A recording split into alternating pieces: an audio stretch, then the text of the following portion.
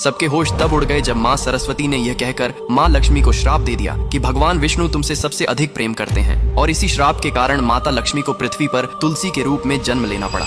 कहानी उस समय की है। वैकुंठ लोक में माँ सरस्वती, लक्ष्मी और गंगा देवियाओं में बहस हो गई कि तीनों देवियों में से भगवान विष्णु सबसे ज्यादा प्यार किसको करता है। क्योंकि सरस्वती ज्ञान, विद्या और कला की देवी थीं, लक्ष्मी धन, वैभव और समृद्धि की देवी, और गंगा पवित्रता, शांति और शुद्धता की थीं। भगवान विष्णु तीनों का समान आदर और सभी से समान प्रेम रखते थे। लेकिन तीनों देवियों के मन में यह प्रश्न उठने लगा कि संसार में सबसे अधिक महत्व किसका है, ज्ञान का, धन का या पवित्रता का। यह विचार धीरे धीरे बहस में बदल गया। नारद मुनि भी वहां पहुंचे और अपने स्वभाव के अनुसार अलग अलग दृष्टिकोण रखकर बहस को और गहरा कर दिया।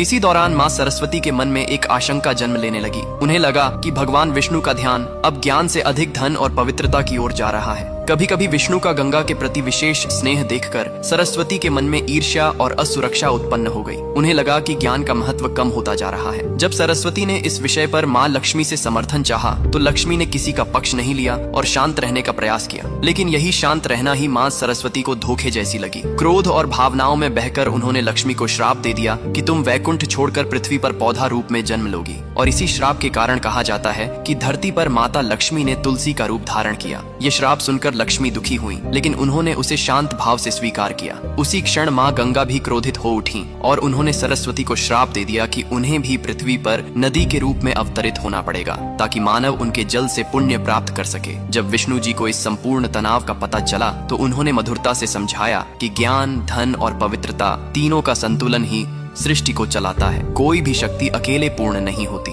धन और ज्ञान दोनों का मूल्य है, पर ज्ञान बिना धन का सही उपयोग नहीं कर सकता और धन बिना ज्ञान उपयोगी नहीं रहता। इसीलिए दोनों का संतुलन आवश्यक है। विष्णु ने लक्ष्मी को आश्वासन दिया कि पृथ्वी पर उनका तुलसी अवतार भी अत्यंत पवित्र और पूजनीय होगा, और सरस्वती व गंगा को भी उनके दिव्य उद्देश्य का बोध कराया। अगर आप मानते हैं कि जीवन में ज्ञान, धन और पवित्रता तीनों का संतुलन ही सच्ची सफलता है तो कमेंट में लिखिए जय श्री हरि विष्णु।